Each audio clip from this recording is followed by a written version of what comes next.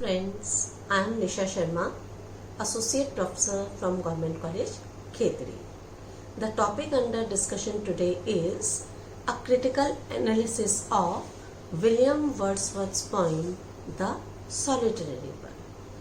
The whole discussion shall be divided into three parts. The first part will make you familiar with William Wordsworth as a poet. In the second stanza, we'll make a stanza-wise analysis of the poem Solitary Reaper, and in the third part we'll make a critical analysis of the whole poem. So now let's start with an introduction to William Wordsworth. William Wordsworth was born on April 7, 1770 at Cockermouth, Cumberland, England, and he died on April 23, 1850. William Wordsworth's main works include The Prelude, Tintern Abbey, Lyrical Ballads, and Lucy poems. Wordsworth is also known as lake poet and priest of nature. He belongs to the Romantic era of poetry, and we have already discussed in our previous lecture the salient features of Romantic era. In his poetry, nature finds a sublime expression in his work. Just as Alexander Pope is known as a poet of town, William Wordsworth is known as a poet of countryside. Many other poets exhibited external beauties of nature, but none of them had seen a soul in nature, nor were they prepared to take lessons of morality from nature. William Wordsworth's love of nature is normally divided into four sections, and there was a development in his love of nature with his age. His love from nature grew from physical to spiritual love.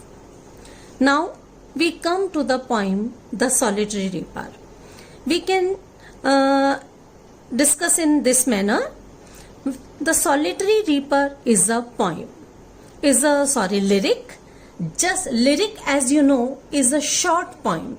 It is a very formal type of poem which expresses personal emotions or feelings and is spoken in the first person. Lyric's first part introduces the subject the poet is talking about. In the second part, the poet depicts the emotions which are aroused by the image, and the third part is the concluding part. The Solitary Reaper was published in 1807, and it was an outcome of Wordsworth's tour in Scotland with his sister Dorothy in 1803. The poem was suggested to or inspired by the description of a solitary reaper given in Thomas Wilkinson's tour in Scotland. Now we come to the critical analysis of the text. The title of the poem, The Solitary Reaper, indicates that the subject of the poem is a reaper. Reaper is the person who cuts the crop. The adjective that the poet uses before her is solitary. Solitary means lonely or all alone. In the first stanza of the poem, the poet emphasizes our attention towards her loneliness by using words like single, solitary, by herself, alone. Thus, the subject of this beautiful poem is a Highland girl lonely reaping the harvest. Wordsworth asks the imaginary passerby to take a notice of the Highland girl working lonely in the field. The scene is quite common during harvest time. The girl is reaping the harvest and she is singing a song. Though the poet is not familiar with the language, but her manner indicates that it is a melancholy song. The whole valley is echoing with her song. She is singing so beautifully that the poet would not like her to be disturbed by any other sound. Therefore, he asks the imaginary passerby to stop here or gently pass.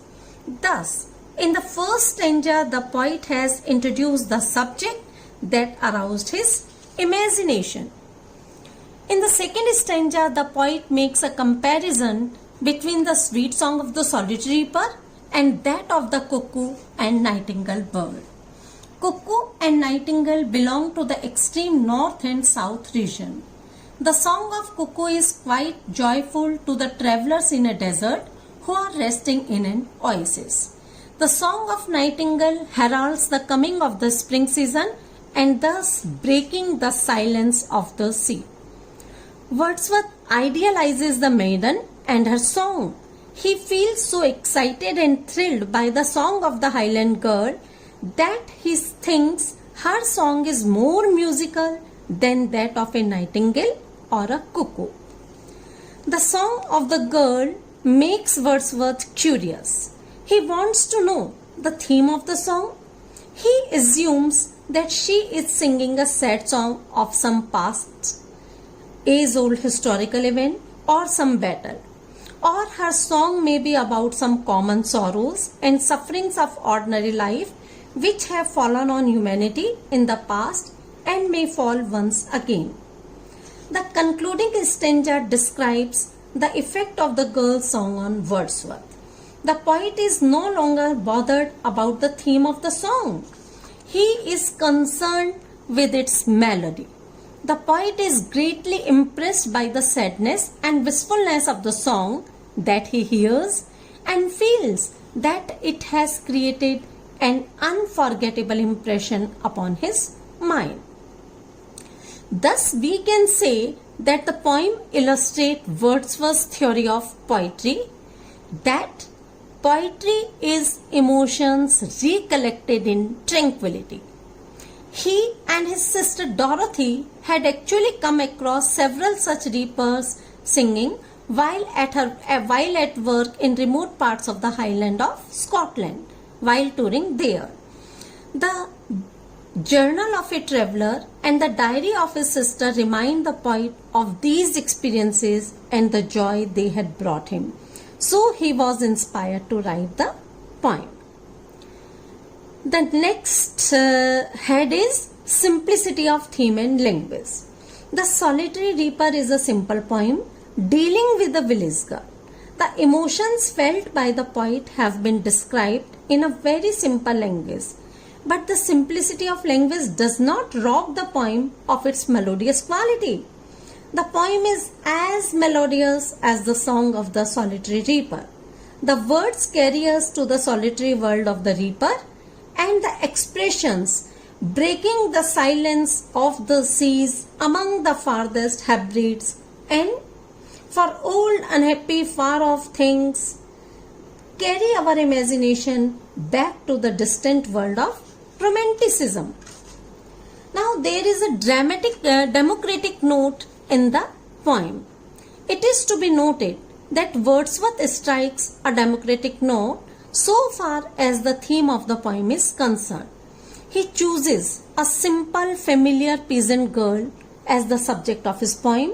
This is something new in English poetry because in the 18th century, the poets were mainly concerned with town life and town people. Wordsworth, who is a democrat and who believes in the quality of men, makes a simple Scottish maiden the heroine of his poem. In the poem, we also find a note of melancholy. The poem is suffused with melancholy. The Highland girl singing a melancholy strain as she reaps alone in the field expresses for the poet not a personal feeling but a melancholy suffused over vast areas of space and time, a song of common fate of men not only in battle but also in the most ordinary affairs of daily life. The poem is full of romantic effects. Wordsworth's imagination travels in time and goes to the dim, far off past.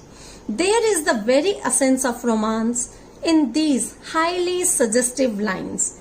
Perhaps the plaintive numbers flow for old unhappy far off things and battles long ago. The language or diction of the poem is quite simple and pure. There is no art in the poem. Only there is a sense of inevitability about every word used, about every image drawn. The music has a magical, haunting quality. The poet makes us feel what he himself felt. The Solitary Reaper is one of the finest lyrics of Wordsworth. One of the chief traits of the lyric is that it is spontaneous. Its appeal is not to the intellect but to the heart. In the Solitary Reaper, we find that imagination dominates the reason and thought of the poet. Wordsworth is so lost in the song that he forgets the sense of time. He treasures in his heart the sweet melody of the song. We can compare the poem with Wordsworth's famous Daffodils poem. The joy that Wordsworth received from the song of the Highland girl lingers in his heart even after she has stopped singing. This reminds us of the beautiful lines of his poem Daffodils. The beautiful sight of golden yellow daffodils had a similar impact on the poet when he says, "When upon my couch I lie, in vacant or in pensive mood, they flash upon that inward eye, which is the bliss of solitude." Thus, it was customary with him to treasure in his heart the moments of joy which he experienced in his communion with nature. These moments of joy ultimately become sources of poetic creation.